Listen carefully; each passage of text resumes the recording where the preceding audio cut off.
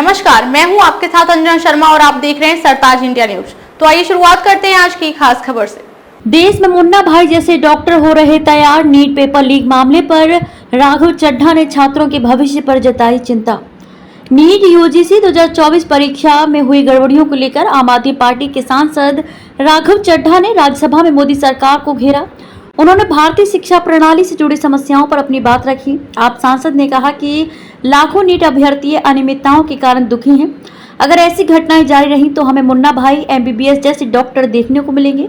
सरकार को NEET paper leak की जांच करनी चाहिए और जिम्मेदार लोगों को दंडित करना चाहिए। अस्तित्व की लड़ाई लड़ रहे छात्र, आप सांसद।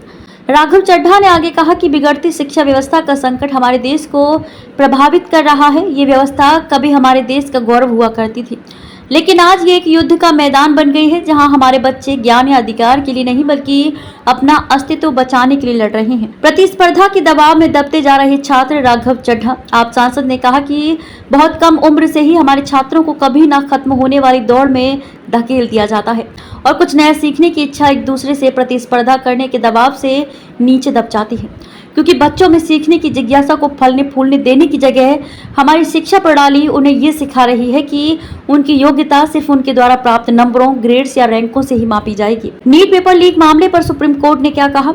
आपको बता दें कि शुक्रवार को सुप्रीम कोर्ट ने भले ही मेडिकल पाठ्यक्रम में प्रवेश की राष्ट्रीय पात्रता सह प्रवेश परीक्षा नीट रद्द कर नए सिरे से परीक्षा कराने का आदेश देने से इनकार कर दिया हो, लेकिन इस वर्ष परीक्षा में हुई गड़बड़ियों के लिए राष्ट्रीय परीक्षा एजेंसी एनटीए को कटघरे में खड़ा किया है।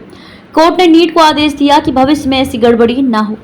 कोर्ट ने एनटीए से परीक्षा में हुई गड़बड़ियों को लेकर विभिन्न पहलुओं पर गंभीरता से विचार करके एक प्रोटोकॉल तैयार करने को कहा है। हालांकि कोर्ट ने यह भी कहा कि नीट पेपर लीक एक सिस्टमैटिक फेलियर नहीं है, वहीं लीक का मामला सिर्फ पटना और हजारीबाग तक सीमित है। खबरों में अब तक ले बस इतना ही। फिर होगी आपसे मुलाकात कुछ ऐसी ही खास खबरों के साथ। तब तक ले नमस्कार और देखते रहिए सरताज इंडिया न्यूज।